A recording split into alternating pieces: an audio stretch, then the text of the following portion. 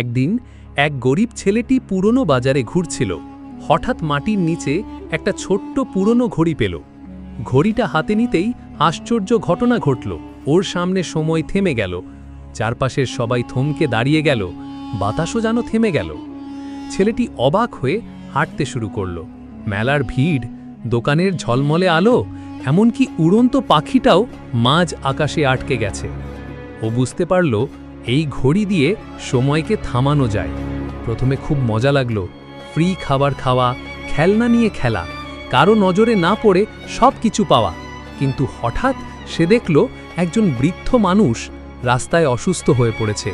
সবাই থেমে আছে, কেউ সাহায্য করছে না।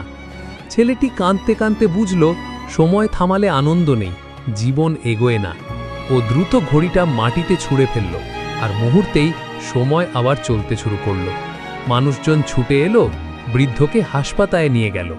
ছেলেটি তখন মনে মনে বলল, জীবনের আসল জাদু হলো সময়কে থামানো নয়, সময়কে কাজে লাগানো।